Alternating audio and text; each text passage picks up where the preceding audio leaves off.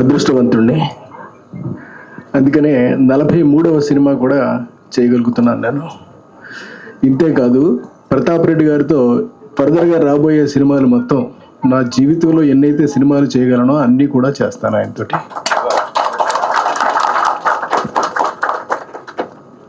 ఇకపోతే హుంజీ అనేటటువంటి హీరోయిన్ మా సినిమాలో మొదటిసారి చేయటం అనేటటువంటిది, కొరియన్ నుంచి వచ్చినటువంటి హీరోయిన్ మొదటిసారి చేయటం అనేటటువంటిది it's a great opportunity for an every one.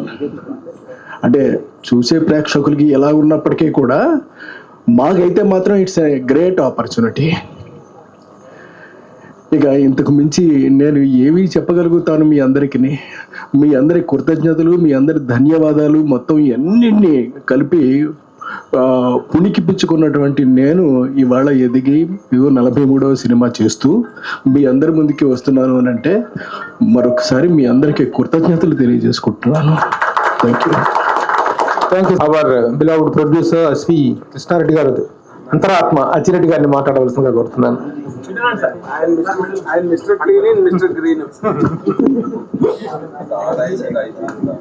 ఈ వేదవ్యాస్ సినిమా ప్రారంభానికి విచ్చేసి మమ్మల్ని ఆశీర్వదించినటువంటి అందరికీ థ్యాంక్ యూ సో మచ్. మేము పిలవగానే యాక్సెప్ట్ చేసి మా మీద ప్రేమతోటి ఆత్మీయతోటి విచ్చేసిన మన ఎఫ్డిసి చైర్మన్ దిల్ రాజు గారికి, వివి వినాయక్ గారికి, అనిల్ రావుపూడి గారికి, జమిని కిరణ్ గారికి, అలాగే ముఖ్యమైన అతిథులందరికీ కూడా మేము ప్రత్యేకమైన కృతజ్ఞతలు తెలియజేసుకుంటున్నాం. ఇక్కడ కృష్ణారెడ్డి గారు చరిత్ర సినిమా పరంగా ఏమిటనేది మీ అందరికీ తెలిసిన విషయమే. అలాంటి ఒక వ్యక్తి ఇంకా చేయాలి ఏదో తపంతో ఉన్న ఒక స్క్రిప్ట్ని తయారు చేసుకుని ఆ స్క్రిప్ట్కి పరిపూర్ణమైన రూపం ఇవ్వడం కోసం దాన్ని నమ్మే ఒక నిర్మాత ఉంటే బాగుంటుందని ఎదురు చూస్తున్నప్పుడు ఆయన మీద నమ్మకంతో, ఆయన మీద ప్రేమతోటి, ఆయన మీద ఆత్మీయతతోటి మా కొమ్మూరి ప్రతాప్ రెడ్డి గారు కృష్ణారెడ్డి గారిని ఎంకరేజ్ చేయడం, ఈ ప్రాజెక్టు చేయమని ఆయన నడిపించడం అనేది మాకు చాలా స్ఫూర్తినిచ్చింది, చాలా ఎనర్జీని కూడా ఇచ్చింది. ఎందుకంటే ఈ వేదవ్యాస్ అనే ఒక స్క్రిప్ట్ కృష్ణారెడ్డి గారి ఒక డ్రీమ్ ప్రాజెక్ట్. ఆయన సంవత్సరాల తరబడి దీని మీద ప్రత్యేకమైనటువంటి కృషి చేసి తపంతో తయారు చేసుకున్నటువంటి స్క్రిప్ట్కి పరిపూర్ణమైన న్యాయం కలగడం కోసం ఎలాంటి కాస్టింగ్ ఉంటే బాగుంటుందో అలాంటి కాస్టింగ్ని ఎంచుకోవడం కోసం చాలా ఎక్సర్సైజ్ చేశారు.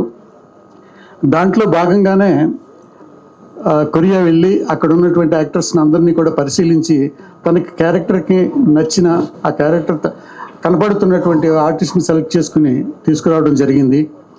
అలాగే సినిమాలో యాక్ట్ చేస్తున్నటువంటి మిగతా కాస్టింగ్ పరంగా కూడా సాయి కుమార్ గారు కానీ, మురళీమోహన్ గారు కానీ, అలా మిగిలిన ఆర్టిస్టులందరినీ కూడా అద్భుతంగా సెలెక్ట్ చేసుకున్నారు. ఈ సినిమాలో వేదవ్యాస్ అనే సినిమాలో సరే హీరోయిన్ని పరిచయం చేశారు, మిగతా కాస్టింగ్ గురించి చెప్తున్నారు. హీరో ఎవరు అనేది జనరల్గా క్యూరియాసిటీ ఉంటుంది. ఆ హీరోని ఆయన స్క్రిప్ట్ పరంగా ఎలా అయితే మనసులో రూపొందించుకున్నారో అలాగే ఆర్టిస్ట్ పరంగా కూడా ఇంకా రూపొందిస్తూనే ఉన్నారు.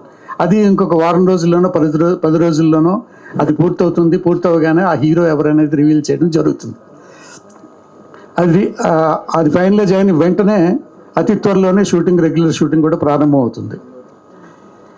ఇంకో ప్రత్యేకత ఏంటంటే ఈ సినిమాకి ఒక స్పెషల్ విలన్ ఉండాలి. ఆ విలన్ ఎవరైతే బాగుంటుంది అనేది ఒక అన్వేషణ జరిపి ఆయన వివిధ దేశాలు పరిశీలించిన తర్వాత ఒక మంగోలియన్ ఆర్టిస్ట్ని సెలెక్ట్ చేసుకున్నారు. ఆయన చాలా డిఫరెంట్గా ఉంటారు. ఆయన ఎలా ఉంటారు అనేది కూడా మీకు త్వరలోనే మేము చూపిస్తాం. ఇది కృష్ణారెడ్డి గారు అంటే నేను ఎక్కువ చెప్పడం అవుతుంది ఇంకా ముందు ఎందుకంటే సినిమా ప్రారంభోత్సవం మాత్రమే ఇది.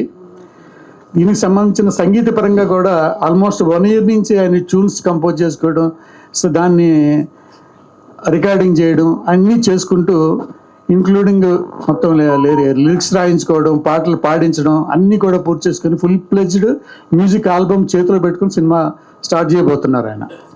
ఎందుకంటే మేము ఇదివరకు పూర్వం అలాగే కృష్ణారెడ్డి గారి సినిమా అంటే మొదట కంప్లీట్ మ్యూజిక్ రికార్డింగ్ చేసేసుకుని అన్ని పాటలని రెడీ చేసుకున్న తర్వాత షూటింగ్కి వెళ్ళేవాళ్ళం.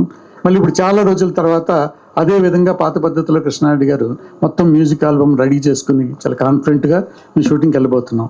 ఇది డెఫినెట్గా కృష్ణారెడ్డి గారి నుంచి ఎలాంటి సినిమా వస్తే బాగుంటుందని మీరంతా కోరుకుంటున్నారో అలాంటి అంశాలన్నీ ఉన్నటువంటి పరిపూర్ణమైనటువంటి ఒక family entertainer and commercial and ఒక మెసేజ్ ఓరియంటెడ్ అన్ని లక్షణాలు ఉన్నటువంటి ఈ వేదవ్యాసు డెఫినెట్గా మీ అందరిని అలరిస్తుంది. దీన్ని దీవించడానికి వచ్చిన అందరికీ కూడా నేను మనస్ఫూర్తిగా మరొకసారి కృతజ్ఞతలు తెలియజేసుకుంటున్నాను.